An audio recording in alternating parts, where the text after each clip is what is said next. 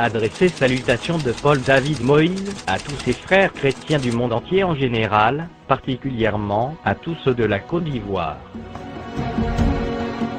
Bishop Kassid Azito, le soi-disant porte-parole des églises évangéliques et protestantes de Côte d'Ivoire, et sa bande, ont initié un processus d'identification des hommes de Dieu de Côte d'Ivoire.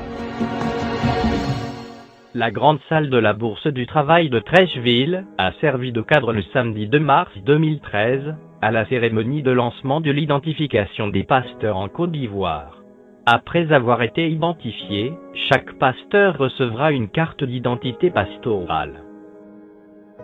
Aucune personne, quel que soit son rang, son titre, sur la terre, et même dans le ciel, ne peut se proclamer porte-parole de l'Église de notre Seigneur Jésus-Christ.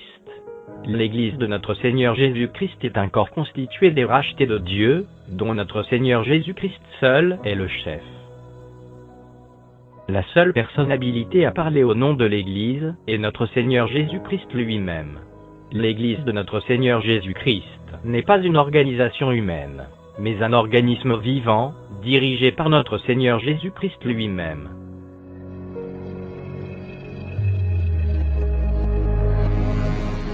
Ils étaient chaque jour tous ensemble assidus au temple, ils rompaient le pain dans les maisons et prenaient leur nourriture avec joie et simplicité de cœur, louant Dieu et trouvant grâce auprès de tout le peuple. Et le Seigneur ajoutait chaque jour à l'Église ceux qui étaient sauvés.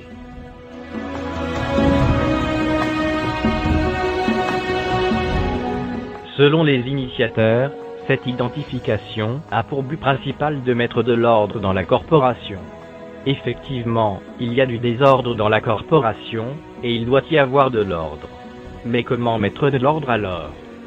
Seules les Saintes Écritures peuvent nous guider. Le problème souvent de nous chrétiens, c'est que nous nous fions le plus souvent à notre bon sens, à notre intelligence, au lieu de chercher à comprendre ce que disent les Saintes Écritures, la Sainte Bible. Les Saintes Écritures nous offrent toutes les solutions possibles en Christ. Si nous avons les Saintes Écritures, c'est parce que notre intelligence et notre bon sens ne peuvent pas nous permettre de saisir parfaitement et totalement la volonté de Dieu. S'il y a du désordre, c'est parce que de faux serviteurs de Dieu se sont introduits parmi les authentiques serviteurs de Dieu. Aujourd'hui, il est même très difficile de savoir qui est le vrai ou le faux serviteur de Dieu dans un sens. Mais dans un autre sens, il est très facile de les reconnaître, c'est-à-dire par leurs fruits. Gardez-vous des faux prophètes. Ils viennent à vous, en vêtements de brebis, mais au-dedans, ce sont des loups ravisseurs. Vous les reconnaîtrez à leurs fruits. Cueille-t-on des raisins sur des épines, ou des figues sur des chardons? Tout bon arbre porte de bons fruits, mais le mauvais arbre porte de mauvais fruits. Un bon arbre ne peut porter de mauvais fruits, ni un mauvais arbre porter de bons fruits. Tout arbre qui ne porte pas de bons fruits, est coupé et jeté au feu. C'est donc à leurs fruits que vous les reconnaîtrez.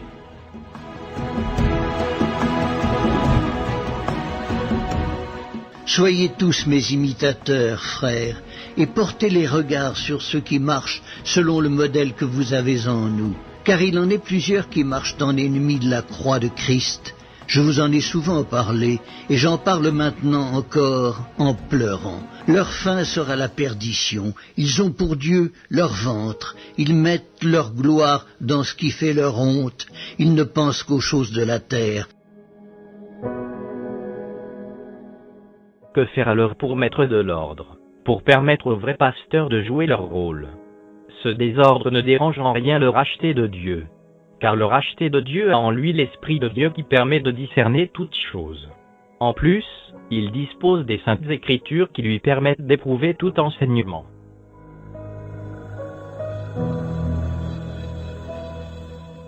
Car il viendra un temps où les hommes ne supporteront pas la saine doctrine, mais ayant la démangeaison d'entendre des choses agréables, ils se donneront une foule de docteurs selon leurs propres désirs, détourneront l'oreille de la vérité et se tourneront vers les fables.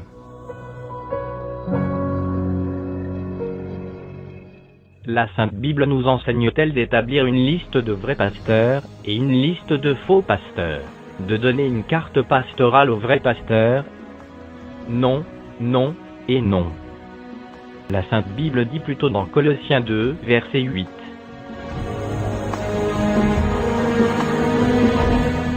Prenez garde que personne ne fasse de vous sa proie par la philosophie et par une vaine tromperie, s'appuyant sur la tradition des hommes, sur les rudiments du monde, et non sur Christ.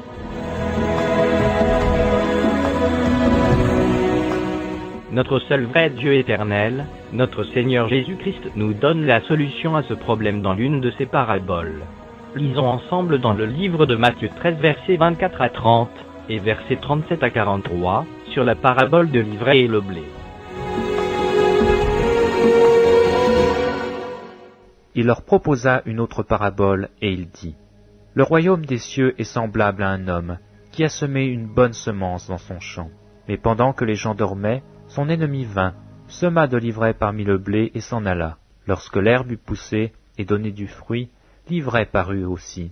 Les serviteurs du maître de la maison vinrent lui dire, « Seigneur, n'as-tu pas semé une bonne semence dans ton champ? D'où vient donc qu'il y a de l'ivraie ?» Il leur répondit, « C'est un ennemi qui a fait cela. » Et les serviteurs lui dirent, « Veux-tu que nous allions l'arracher ?» « Non, dit-il, de peur qu'en arrachant l'ivraie, vous ne déraciniez en même temps le blé. Laissez croître ensemble l'un et l'autre jusqu'à la moisson. Et à l'époque de la moisson, je dirai au moissonneur, arrachez d'abord l'ivraie, et liez-la en gerbe pour la brûler, mais amassez le blé dans mon grenier. » Voici l'explication de la parabole. Il répondit, « Celui qui sème la bonne semence, c'est le Fils de l'homme. Le champ, c'est le monde. La bonne semence, ce sont les fils du royaume. L'ivraie, ce sont les fils du malin. L'ennemi qui l'a semé, c'est le diable. La moisson, c'est la fin du monde. Les moissonneurs, ce sont les anges. Or, comme on arrache l'ivraie et qu'on la jette au feu, il en sera de même à la fin du monde. Le Fils de l'homme enverra ses anges qui arracheront de son royaume tous les scandales et ceux qui commettent l'iniquité. Et ils jetteront dans la fournaise ardente, où il y aura des pleurs et des grincements de dents. Alors les justes resplendiront comme le soleil dans le royaume de leur Père. Que celui qui a des oreilles pour entendre, entende.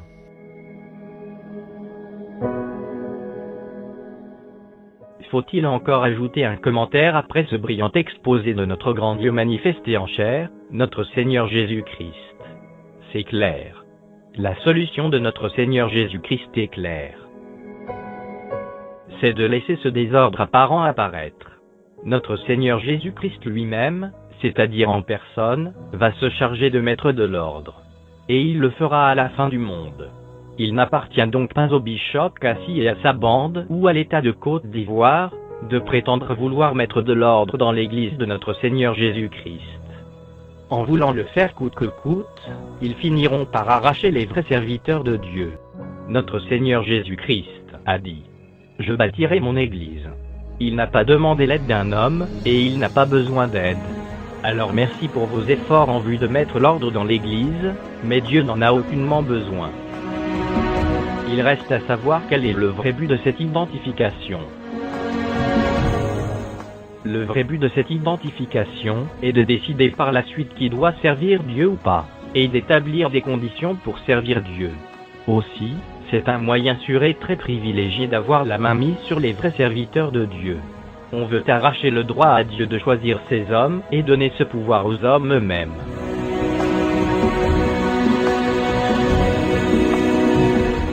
Pierre et Jean leur répondirent, « Jugez s'il est juste devant Dieu, de vous obéir plutôt qu'à Dieu. »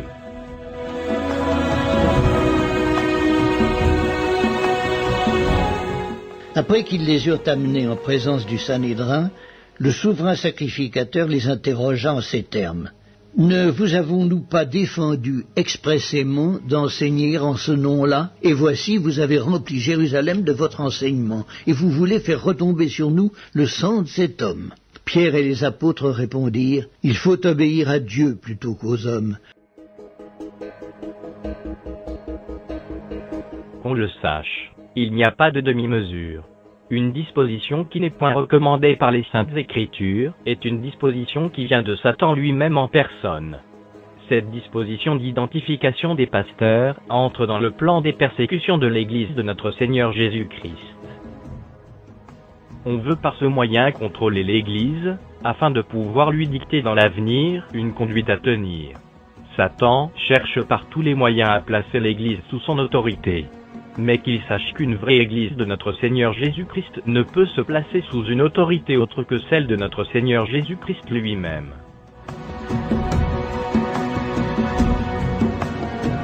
Il a tout mis sous ses pieds et il l'a donné pour chef suprême à l'Église, qui est son corps, la plénitude de celui qui remplit tout en tous.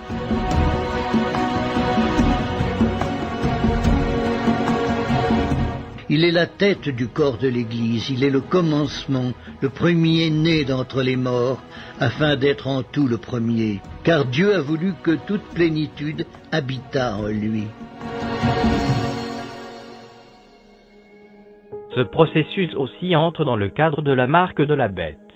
Il est dit que tous ceux qui n'auront pas la marque ne pourront ni acheter ni vendre. Nous sommes ici au stade de préparation.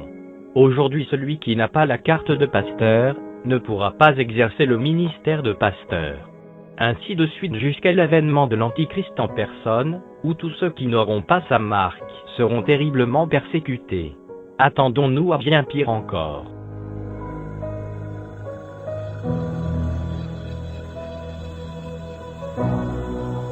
Elle opérait de grands prodiges, même jusqu'à faire descendre du feu du ciel sur la terre, à la vue des hommes. Et elle séduisait les habitants de la terre par les prodiges qu'il lui était donné d'opérer en présence de la bête, disant aux habitants de la terre de faire une image à la bête qui avait la blessure de l'épée, et qui vivait. Et il lui fut donné d'animer l'image de la bête, afin que l'image de la bête parlât, et qu'elle fit que tous ceux qui n'adoraient pas l'image de la bête fussent tués. Et elle fit que tous, petits et grands, riches et pauvres, libres et esclaves, reçussent une marque sur leur main droite ou sur leur front, et que personne ne put acheter ni vendre, sans avoir la marque, le nom de la bête, ou le nombre de son nom. C'est ici la sagesse. Que celui qui a de l'intelligence calcule le nombre de la bête. Car c'est un nombre d'hommes, et son nombre est 666.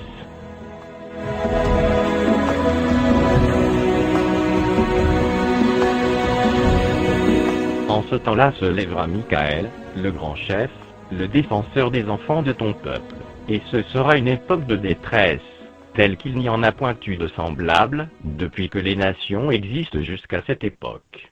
En ce temps-là, ceux de ton peuple qui seront trouvés inscrits dans le livre seront sauvés.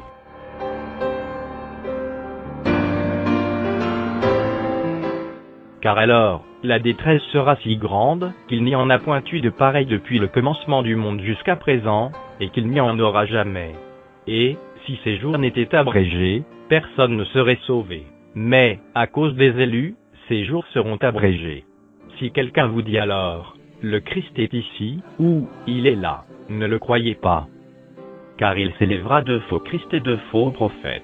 Ils feront de grands prodiges et des miracles, au point de séduire s'il était possible, même les élus. Voici, je vous l'ai annoncé d'avance. Si donc, on vous dit, voici, il est dans le désert, n'y allez pas. Voici, il est dans les chambres, ne le croyez pas. Car, comme l'éclair part de l'Orient, et se montre jusqu'en Occident, ainsi sera l'avènement du Fils de l'homme. En quelque lieu que soit le cadavre, là s'assembleront les aigles. Quant à nous, nous savons que ces choses doivent forcément arriver, parce qu'elles ont été prévues par notre Seigneur Jésus-Christ. Ce que nous devons faire, c'est d'être vigilants pour ne pas nous laisser surprendre comme les vierges folles.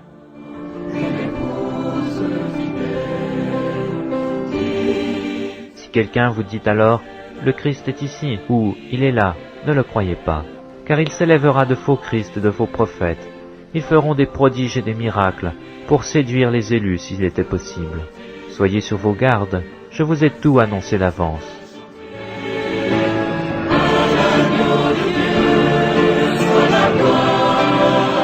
Je vous ai dit ces choses, afin que vous ayez la paix en moi.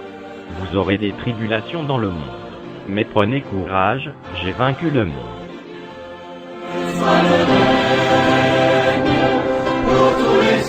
De la même manière que les dignitaires religieux, c'est-à-dire les sacrificateurs, les pharisiens, les sadducéens, etc., se sont organisés pour faire mourir notre Seigneur Jésus-Christ.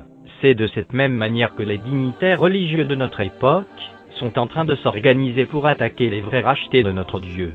Notre Seigneur Jésus-Christ nous a avertis que les scandales vont arriver, mais malheur à celui par qui ces scandales arriveront.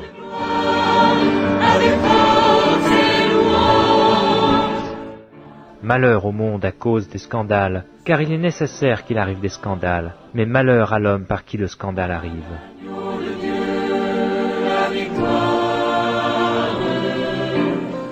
Jésus dit à ses disciples, « Il est impossible qu'il n'arrive pas des scandales, mais malheur à celui par qui ils arrivent. Il vaudrait mieux pour lui qu'on mît à son cou une pierre de moulin, et qu'on le jetât dans la mer, que s'il scandalisait un de ses petits. »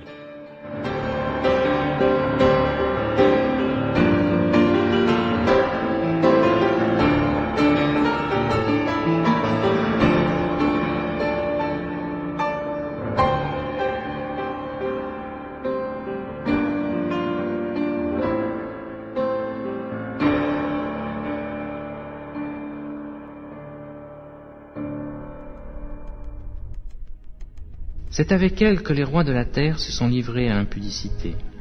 Et c'est du vin de son impudicité que les habitants de la terre se sont enivrés.